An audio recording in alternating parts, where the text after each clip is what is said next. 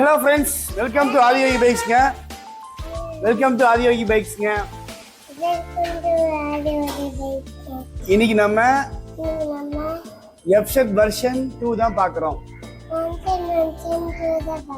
2019 மாடலுங்க. வண்டி தெளிவாக இருக்கக்கூடிய வண்டிங்க.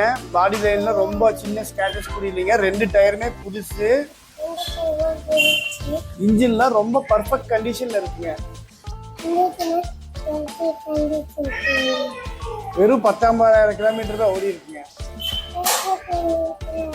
19,000 தான் ஓடி இருக்குங்க.